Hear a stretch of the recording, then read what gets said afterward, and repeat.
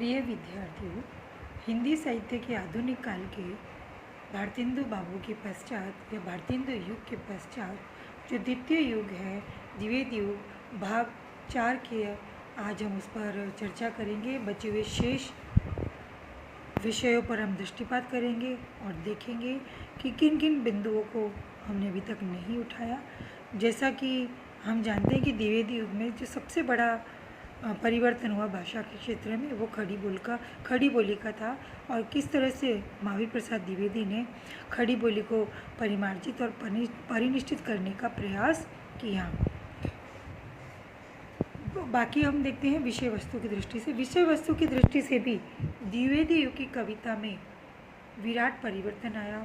द्विवेदी जी ने अपने समकालीन कवियों को यह परामर्श दिया कि वे स्थूल विषय वासना को छोड़कर तथा रीतिकालीन भावनाओं से हटकर समसामयिक युग बोध के विषयों को अपनी रचना में स्थान दें। रचनाओं में प्राकृतिक वर्णन, सामाजिक विषयों का वर्णन, आदर्श चरित्रों का वर्णन करें और भारतीयता के पोषक महापुरुषों के चरित्रों पर प्रबंध काव्य लिखे।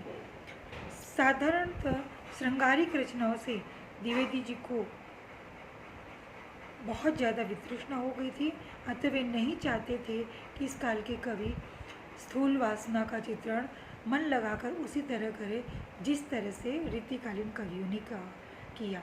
अतः वे नहीं चाहते थे कि उनके व्रत में आने वाले कवि श्रृंगार रस में काम, केली, क्रीड़ा आदि का वर्णन करें। यदि श्रृंगार रस की रचना करनी ही है तो प्रेम को व्यापक फलक दिया जाए, उसे विश्वजनीन रूप देकर भोग के करदम से बाहर निकालकर अभिव्यक्ति देवे, ये उनकी चाहत थी। धार्मिक दृष्टि से भी इस युग में जिन पौराणिक मिथकीय अवतारों को स्वीकार किया गया वह भक्तिकालीन अवतारी पुरुषों से सर्वथा भिन्न है। इस युग में राम और कृष्ण को भी एक महापुरुष के रूप में भारतीय संवेदनाओं से आविष्टित किया गया।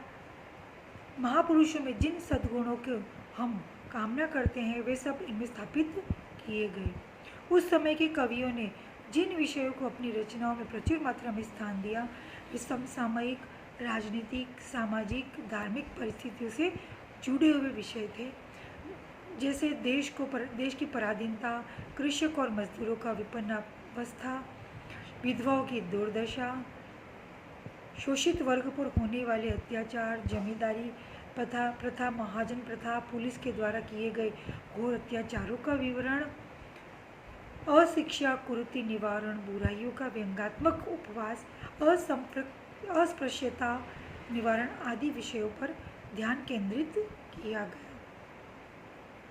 भारत भारती में तो इन सभी का गुप्त जी ने समावेश किया। उन्होंने ही स्पष्ट लिखा है कि कवि कर्म केवल मनोरंजन के लिए नहीं होता, उसकी वाणी में समाज सुधार और उपदेश का भी मर्म होना चाहिए। पराधीनता को लेकर जो दुख उस समय हमारे देशवासी उठा रहे थे और ब्रिटिश शासकों द्वारा नाना प्रकार के जो अत्याचार हमारे देश पर हो रहे थे उनका वर्णन इन कवियों ने स्फुट रूप से किया है। इससे उन्होंने अपने पाठकों को आत्मसमीक्षा के लिए भी प्रेरित किया। उन कवियों के मन में अपने देश के वर्तमान अधोगति के प्रति ग्लानि और क्षोभ का भाव व्याप्त था।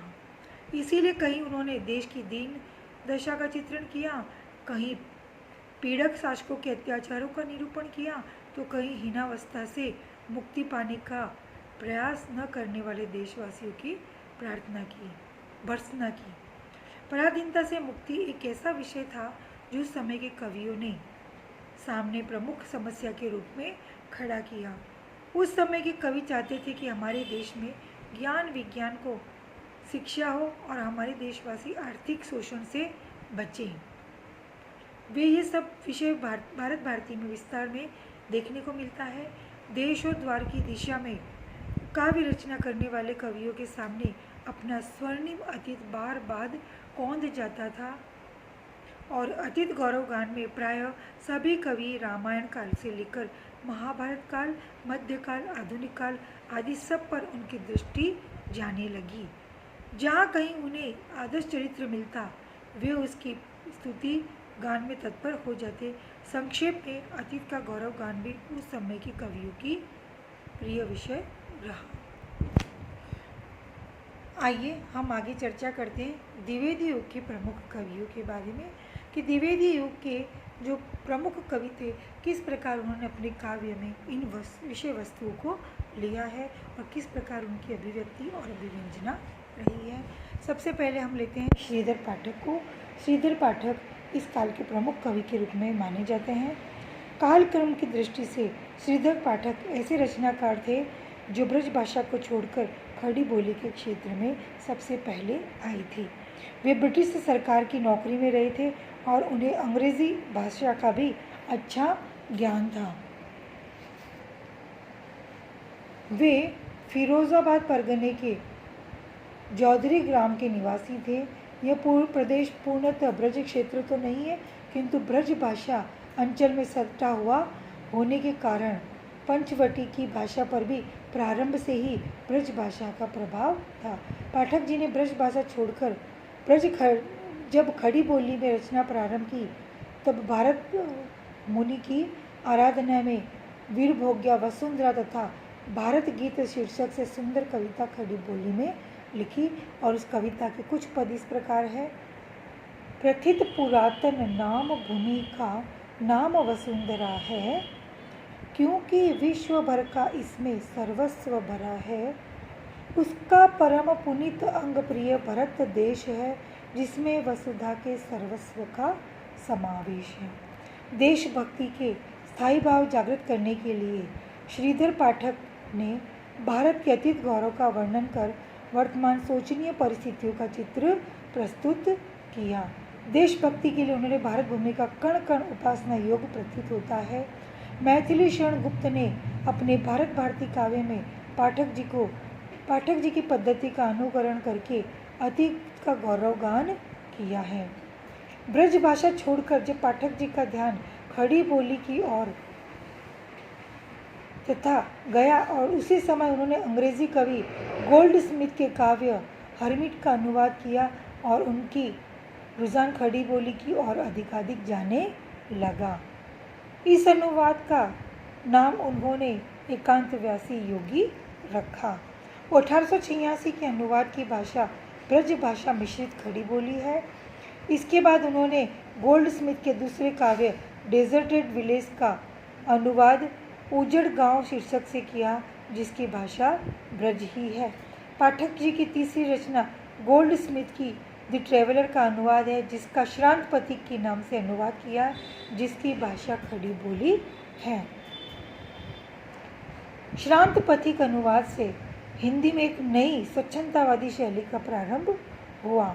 इस शैली में रचना का समय 1886 से लेकर 1902 है। पाठक जी की मौलिक रचनाओं का एक संकलन मनोविनोद शीर्षक से सन 1917 में प्रकाशित हुआ। इससे पहले भी उनकी कुछ रचनाओं का संग्रह 1882 ईस्वी सन में भारत मित्र प्रेस से आया था, किंतु वह ब्रज भाषा की रचनाओं का ही संग्रह था। मनोविनोद में भारतेंदु के समान ही प्रच्छन्न रूप से राजभक्ति के रूप में लिखा गया था। इसी संकलन में भारत की वंदना, प्रशंसा आदि भावों से परिपूर्ण रचनाएं भी संकलित है। श्रीधर पाठक भारतेंदु युग और द्विवेदी युग की राष्ट्रीय भावनाओं को जोड़ने वाले कड़ी के रूप में दिखाई देते हैं। जो राष्ट्रीय भावना भारतेंदु युग से प्रारंभ हुई थी, श्रीधर पाठक की वाणी में उसे अधिक बल और ऊर्जा प्राप्त हुई। उसका प्रभाव परवर्ती कवियों पर भी लक्षित होता है।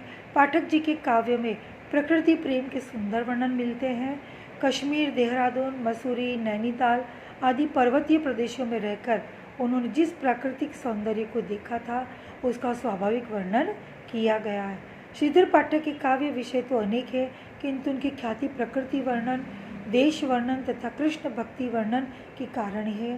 संक्षेप में पाठक जी की संपूर्ण काव्य यात्रा को ध्यान में रखते हुए यह कहा जा सकता है कि उन्होंने खड़ी बोली हिंदी के विकास के लिए नए वातायन खोले।